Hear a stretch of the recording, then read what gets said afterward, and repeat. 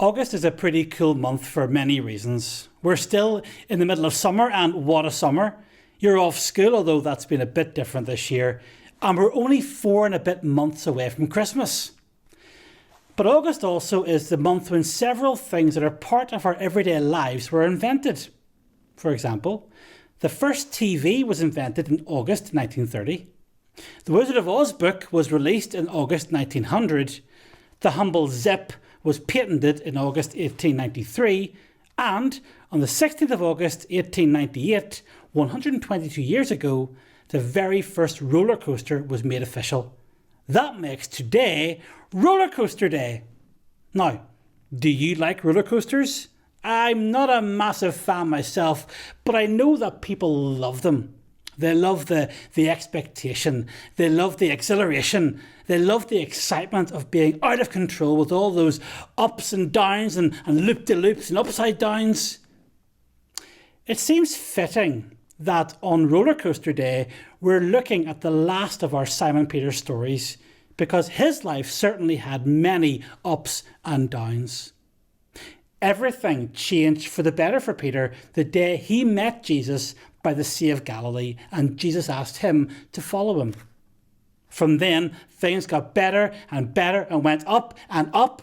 Peter saw miracles. He heard the voice of God. He saw Jesus transfigured in front of his very eyes. He was loved. He was wanted. He was taught. He was trusted. But Peter also knew crushing downs. He told 3 people he didn't even know who Jesus was, and then he watched his friend and his teacher crucified and die. And Peter also knew loop-de-loops in his life, seeing Jesus raised to life and ascending into heaven and being filled with the Holy Spirit and able to preach and teach and heal and work in the name and in the power of Jesus.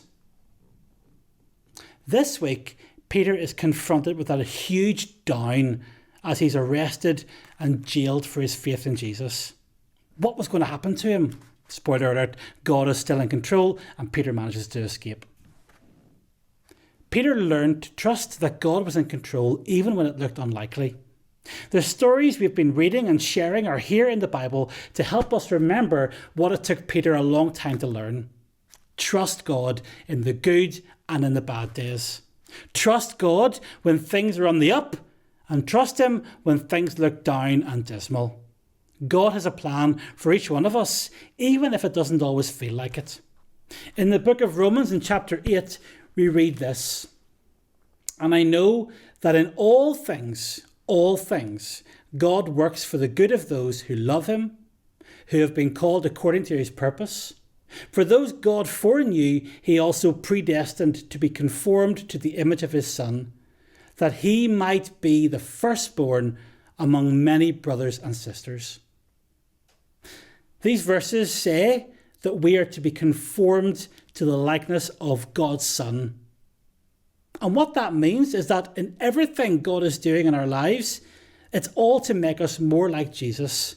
And that's what Peter learned. That's a prayer for us all, me included.